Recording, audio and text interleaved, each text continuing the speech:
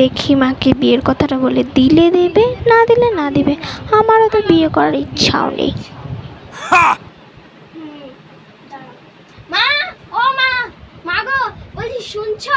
আমার তো বিয়ের বয়স পেরিয়ে গেল, তোমরা কখন আমাকে বিয়ে দেবে? হ্যাঁ, আমি তো 20 বছর হয়ে গেলাম, 20 থেকে আমি বুড়ি হয়ে যাব।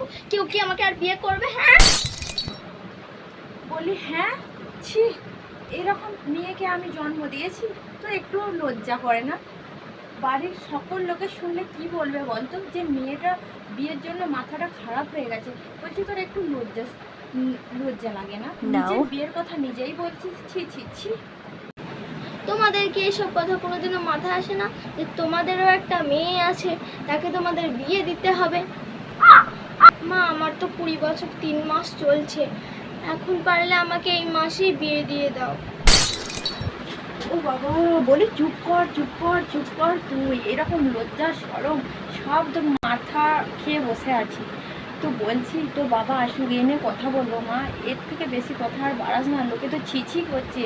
চুপ কর চুপ করে। না না, তোমরা আগে বলো আমার বিয়ে দেবে কি দেবে না, নাহলে আমি এভাবেই পুরো পাড়াটা চিৎকার করে বেড়াবো।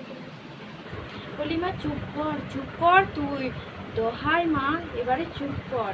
তোর বাবা আসুক, আমরা একটা ছেলে দেখে রেখেছি, তো তোর বাবা এলে ওই বিষয় নিয়ে কথা বলবো। এখনকার মতো তুই চুপ কর, লোক হাসি করিস না মা, লোক হাসি করিস না। 2 বছর আগে থেকে শুনে যাচ্ছি যে ছেলে দেখেছো, কই ছেলে?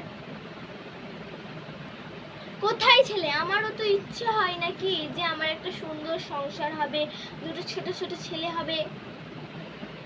তোমারও তো বয়স কম হলো না, তোমার কি একটু কোনো ইচ্ছা হয় না যে মেয়েটার বিয়ে দেবে ভালো করে, নাতি নাতনি মুখ দেখে তারপর মরবে? বলি হ্যাঁ গো, শুনছো? কোথায় গেলে তুমি?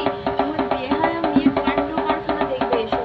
বাচ্চা সংসার এত কিছু করে রেখেছিস তুই, আর আমায় বলছিস আমি বুড়ি হয়ে গেছি?